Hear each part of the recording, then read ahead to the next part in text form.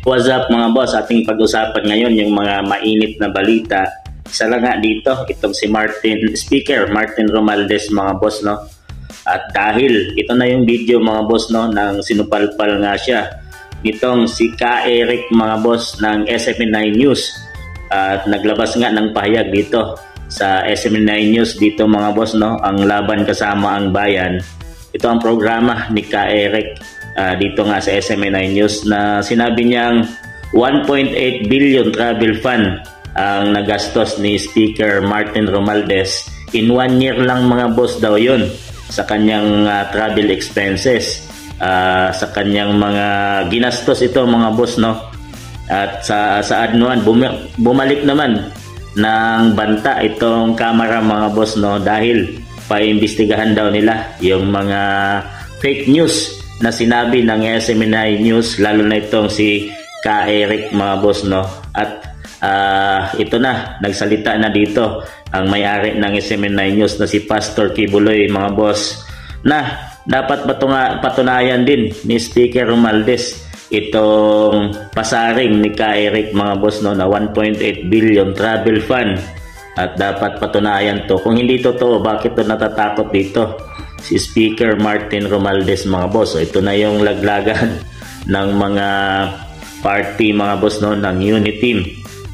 Malayo pa yung election mga boss, pero ito nandito na, nagkagulo-gulo na. So ating pakinggan dito mga boss ang pahayag ni Ka Eric dito nga sa 1.8 billion travel fund ni Speaker Martin Romualdez. Kay Speaker Martin Romualdez, 1.8 billion ang travel cost niya. Nako. 1.8 billion pesos. For how long? For almost 1 year lang. For the entire Congress. Sa kanya lang. Sa kanya lang? Oo, kaya nagtatanong itong ating source from Congress. Is it true? 1.8 billion. Sabi niya, pakitanong ka Eric at paki-explain din.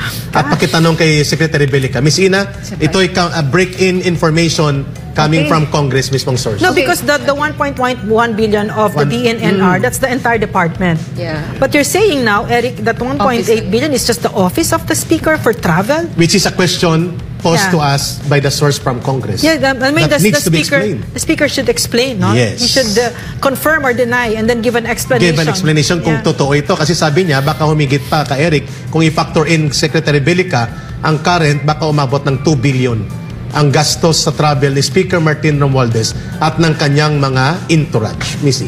Wow. Okay, dahil usaping... How do you do that? How do you spend almost 2 billion for travel? How do you do that? That's hard. Hindi ka na uwi sa bahay mo. Grabing shopping. Ganon. Tsaka maraming yung entourage, ganon. Entourage. Yan ang dapat ipaliwanag nila. Holy crap. Itanong natin yan kay Secretary Commissioner. Ang sakit. Pero sige, go ahead. Okay. Sige, kasi usaping corruption tayo. Sorry, go ahead. Oh, go ahead po.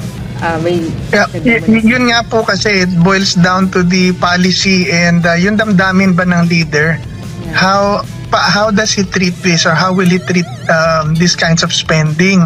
Dahil alam niyo po, napakaraming pera sa gobyerno. Totoo po yan. Sinasabi ni Kaya ang leaders should be we should have leaders na yung conscious ba, alam niya na wag gastusin, mag-ingat sa gastos, maging prudent, magkaroon ng delikadesa, mahiya sa taong bayan dahil baka maging skandalo yan. Nasa puso ho ng tao yun eh. Pagka wala ka ho nun, ang pera sa gobyerno, parang parang ang dami-dami. Hindi na uubos. So, kaya talagang waldasin yan ng mga people in power.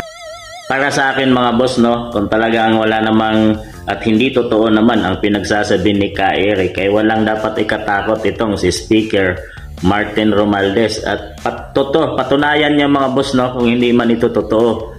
At sinabi nga dito ni Ka Eric na 1.8 billion ang ginastos na travel fund ni Speaker Martin Romualdez, at sa loob lang umano yan ng 1 taon o humigit pa dyan mga boss, no, nasa 2 billion na daw. Yan ang sabi ni Ka Eric Celis dito mga boss sa programa ng SMNI News.